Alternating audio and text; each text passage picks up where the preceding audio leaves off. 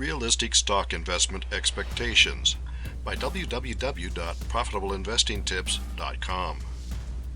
If you are investing in stocks in order to get a better return over the years than rolling over CDs at your bank, you have realistic investment expectations. If you are hoping that your stock investments will put you on Forbes' billionaire list, you are mistaken. This article has to do with realistic stock investment expectations. In support of this thesis, MarketWatch says that investing in stocks will never make you a billionaire. The article starts with the most recent Forbes list of American billionaires, and it looks at the best likely returns on investment by expert investors. What is realistically attainable in the stock market? Buffett is widely regarded to have the best long-term performance of any investor alive today, and over the past 30 years, the book value of his company, Berkshire Hathaway BRK.A, plus 0.30%, has grown at a 17.7% annualized rate. Impressive as that is, it's not nearly high enough to enable you to make it onto the Forbes list, unless you start with a lot of money at the outset. The threshold to make it onto this year's list, for example, is $1.7 billion. Let's say your net worth by the age of 30 is $1 million.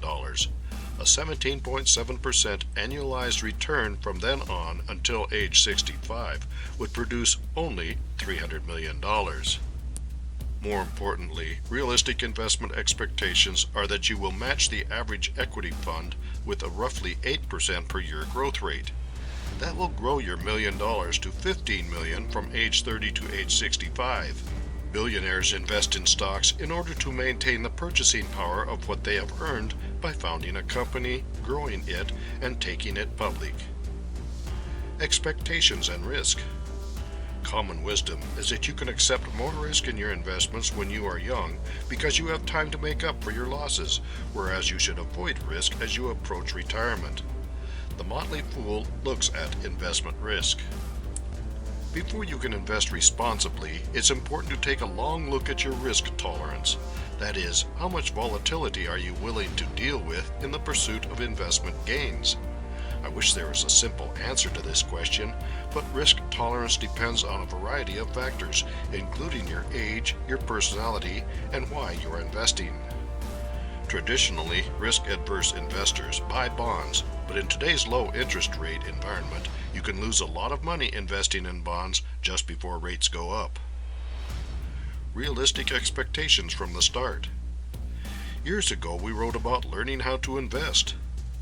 A beginning investor needs to think of having a stable platform from which to invest. Simply speaking, this means paying off credit card debt and having sufficient cash reserves for mortgage payments, food, utilities, and other needs sufficient for several months. Realistic investment expectations need to include the possibility of substantial losses in the event of a major market crash, war, or social unrest. Having your bills paid off and money in the bank for a few months of expenses is a point from which to start investing.